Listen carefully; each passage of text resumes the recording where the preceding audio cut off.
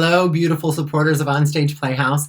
It's James P. Darvas, your artistic director, coming at you again from Studio A at 3150. That's code for my tiny studio apartment in South Park. Today I'm going to talk to you about our third show of next season, and of course I am extremely excited about it. Before I get to that, I want to give a large thank you to the new donors that I received from the last video I recorded until this very minute. So quickly, thank you so very much, Lois, Marcia, Donna, and Leslie. Oh, you make my heart so happy and so warm in a very sad and cool time. So thank you so very much. If anybody else would like to make a donation, you can always go to onstageplayhouse.org and hit the donation button. It's a fairly simple process. It'll walk you through it. Or if you're more comfortable, you can send a paper check to 291 3rd Avenue, Chula Vista, California, 91910. If you had sent one late in the week last week, I haven't been out to the theater recently. I'll be going out tomorrow, so then your names will be on the next video, which I'll be shooting on Friday, which I'm going to tell you about our fourth show of next season. Anyhow, one more great announcement. The second episode of Q to Q, starring the Emmy-winning, incomparable Solomon Maya, will be dropping tomorrow, and his subject is the amazingly giving and kind Herbert Seguenza, playwright in residence at the San Diego Repertory Theater, and someone who is rapidly becoming a good friend of mine. I can't wait to check it out, and then if I think it looks good, I will post it tomorrow. Oh, I hope it looks good. Anyways, all right, third show of next season I will be announcing right now. First, I'm going to ask you, oh, I forgot, elephant in the room, my hair. I get it. So I really was trying to go for like a mid-90s Andre Agassi. Now seeing myself on the screen, I realize I landed solidly on the late 70s Joanne Worley, and I'm just going to admit to it. Millennials, Generation Y, if you don't know who Joanne Worley is, Google her. She's an amazing American treasure of comedy, and I'm not mad that I'm giving off mad Joanne Worley right now. Anyways, I'm going to continue. So I'm going to ask you a question. What do these four people have in common? Are you ready? Toby McFarlane, Aunt Becky, Felicity Huffman, and Massimo Giannulli. I'll give you a moment. Your moment's over. Most of you already know. So all four of these people have two things in common, actually. One, they were involved in the very recent college admission scandal, and they are all white. Why do I point out that they're white? Well, I will tell you. So those four people, with 12 other people actually, were convicted in giving large amounts of money, thousands and thousands of dollars, to help their very white children get accepted into prestigious colleges. So I thought, what if you were a student of color? What if your family doesn't have thousands and thousands of dollars to lie and say you are a team member in the rowing team to get you into a prestigious college? It must be very difficult getting into a prestigious college, regardless of your race. But I must say, I bet people who don't look like me probably have a much harder time. So that's going to bring us to our third show of next season, which, of course, I am always extremely excited about, especially because I'll be directing this piece.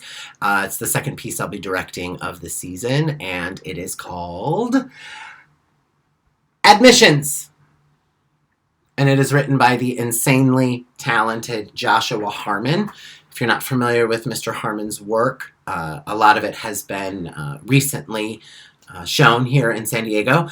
I was introduced to Mr. Harmon's work when my friend, Emmy-winning producer Solomon Maya, took me to a performance of Bad Jews at the wonderful Signet Theater. The piece was directed by Mr. Rob Lufty. I'm sure most of you know who he is. Quick personal shout out. Mr. Lufty, continue doing the amazing work that you are doing, because it only makes me hungrier and makes me do better. So thank you. I'm indebted to you. Your work is phenomenal. Anyways, Bad Jews is a wonderful production. It has humor. It has very thought-provoking themes. It gets kind of dark.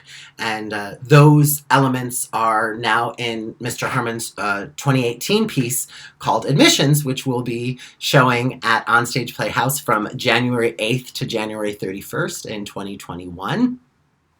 I also kept thinking about these diversity problems in colleges, which is the theme that the play tackles. I went on a website.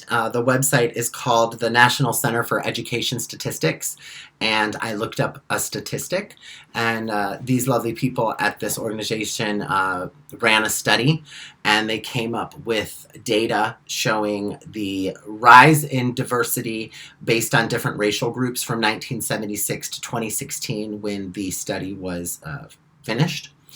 And I don't like these numbers, you guys. So I'm going to walk you through them briefly.